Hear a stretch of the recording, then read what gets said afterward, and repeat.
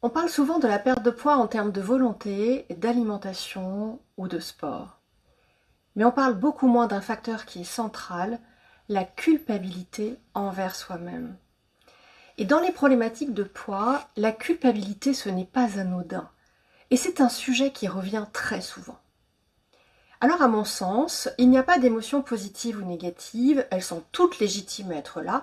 Alors certaines sont plus agréables à vivre que d'autres, mais la culpabilité a une particularité, elle est destructrice.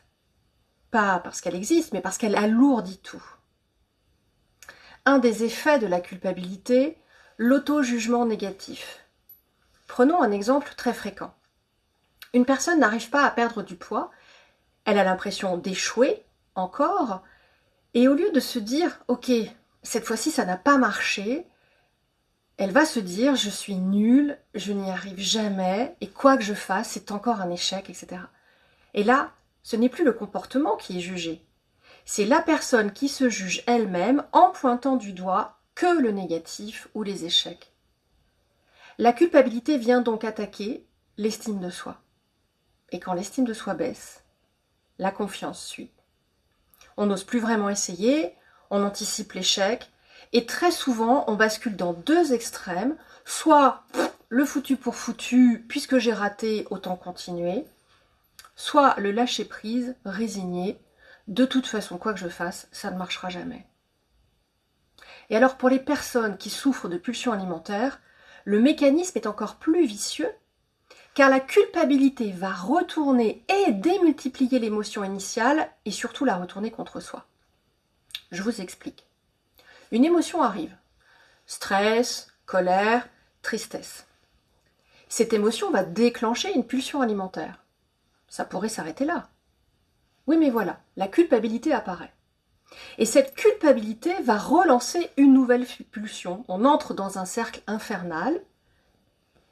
Émotion initiale, la colère, qui va déclencher une pulsion alimentaire, qui va engendrer de la culpabilité, et celle-ci va démultiplier la colère, mais contre soi, et de nouveau, pulsion alimentaire. Et le pattern tourne en boucle. Le poids se fait sentir, et pas seulement sur la balance, mais dans le corps.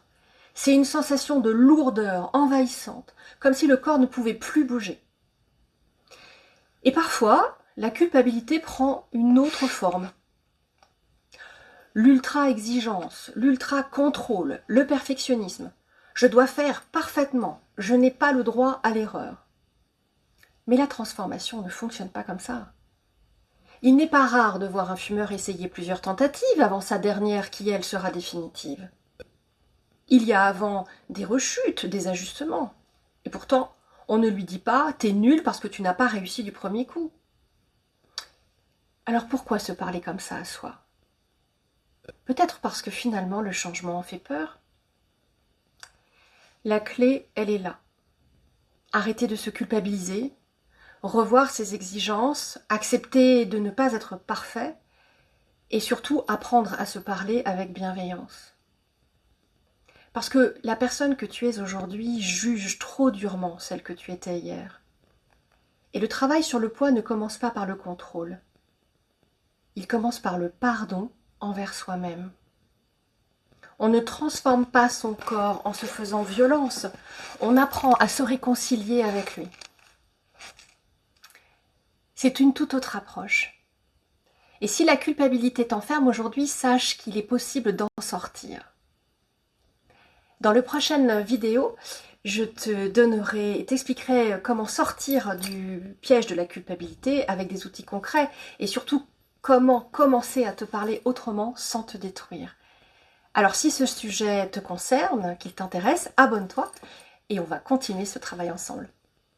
À bientôt.